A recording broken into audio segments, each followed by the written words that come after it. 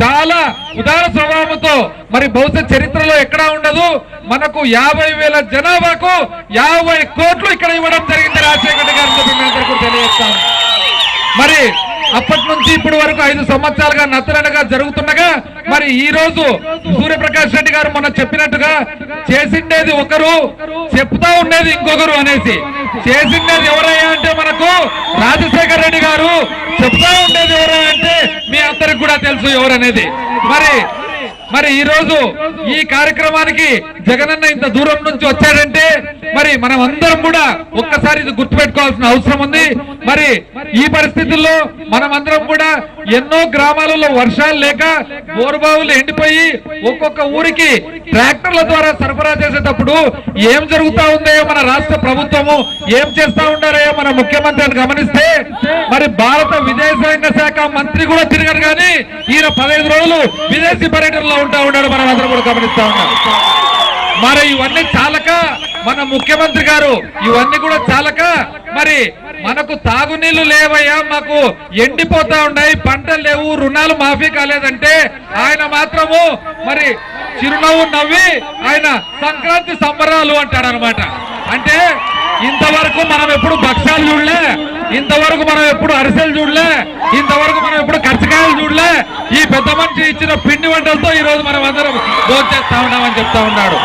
ఇది కాక మరి శనగలు కందులు ఇవన్నీ ఎట్లన్నా పోని మన ముఖ్యమంత్రి గారు మనకు మాత్రం ఒక మంచి కానుక ఇచ్చినాడు. ఏమే కానుక అంటే ఆ సంచి, చంద్రన్న సంచి అన్నమాట. ఆయన ఆ చంద్రన్న సంచిలో ఆయన ముఖం చూసినారా నవ్వుతూ ఉంటాడనమాట. మరి అది ఓ రకమైన నవ్వు, మామూలు నవ్వు కూడా ఒక రకమైన నవ్వు. నవ్వు అంటే ఎప్పుడైనా కానీ మన రాజశేఖర్ నవ్వు కానీ మన చంద్రబాబు నాయుడు గారు నవ్వు ఒక నవ్వా?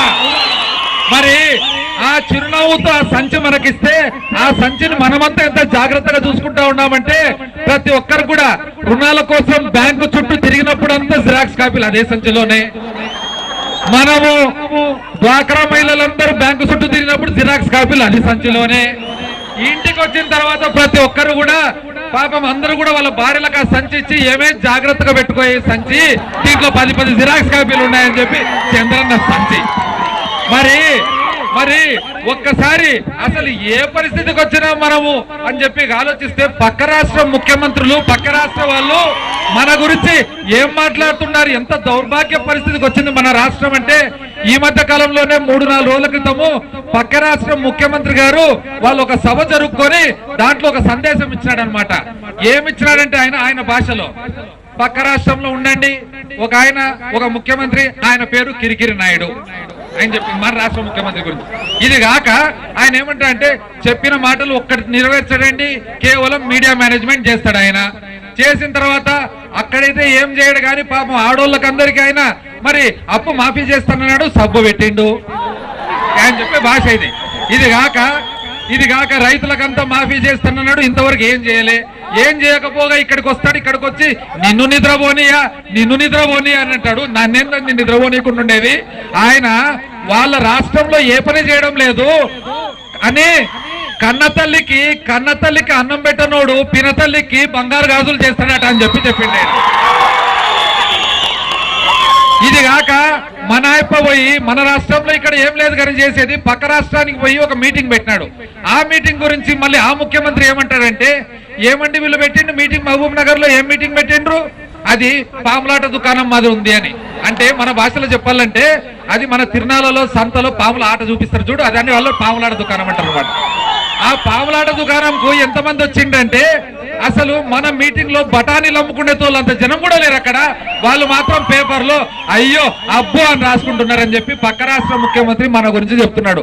మరి ఈ పరిస్థితుల్లో ఇది ఒకటే కాకుండా మరి ముఖ్యమైన, ఎందుకంటే ఇక్కడ రైతులందరూ కూడా ఈ గ్రామాల నుంచి వచ్చినారు కాబట్టి మనకు 1914లో మరి కట్టిన ఈ వెంకటాపురం అబ్రేడిపల్లి చెరువు ఏదైతే ఉందో దీంట్లో ఒక ప్రత్యేకత. ఆ ప్రత్యేకత ఏమంటే అప్పట్లోనే బ్రిటిష్ వాళ్ళు మరి శ్రమదానం ద్వారా మన రైతుల ద్వారా కట్టించిన ఘనత ఈ చెరువుకుందని చెప్పి మీ అందరికి కూడా తెలియజేస్తా ఉన్నా. మరి ఈ రోజు ఆ చెరువు నుంచి ఒక 5 గ్రామాలు, ఆయకట్టు 5 గ్రామాలని చెప్తారు కానీ 5 కాదు 15 గ్రామాలకు ఉంది. ఎందుకంటే ఇక్కడ కొచ్చెరు నుంచి, ధర్మవరం నుంచి, డోర్ నుంచి ఇక్కడ వరకు అర్ధ ఎకరా ఉన్న రైతులు చాలా మంది ఉన్నారు ఇక్కడ. కాబట్టి మనం అందరం కూడా మరి ఈ రోజు జగనన్న గారిని కోరుతా ఉన్నాము. జగనన్న గారు చాలా ఉదార స్వభావంతో నేను అడిగిన వెంటనే రాజా అందరికంటే కూడా ఉత్తములు రైతులు ఈ రాష్ట్రంలో కానీ దేశంలో కానీ ప్రపంచంలో కానీ ఉత్తములు రైతులు.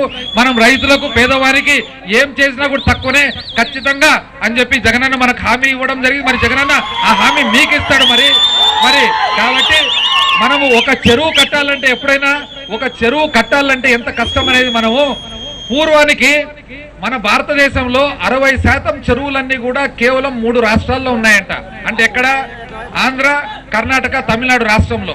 ఒక చెరువు కట్టాలంటే ఎటువంటి పరిస్థితులు ఉండాలని చెప్పి మన ఒంటిమిట్ట చెరువు దగ్గర ఒక రాయి ఉందన్నమాట. ఆ ఒంటిమిట్ట చెరువు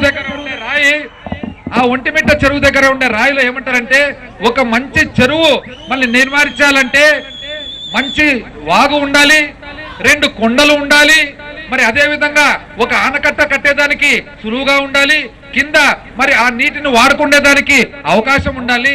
ఇవన్నీ కాకుండా ప్రజల శ్రేయస్సు కోరే ఒక మహారాజు ఉండాలని ఈ రోజు మీకు చెప్తా ఉన్నా. ఆ ప్రజల శ్రేయస్సు కోరే మంచి మనసు ఉన్న మహారాజు రాజశేఖర రెడ్డి గారు మాత్రమే అని చెప్పి మీ అందరూ కూడా తెలియజేసుకుంటూ మరొక్కసారి కూడా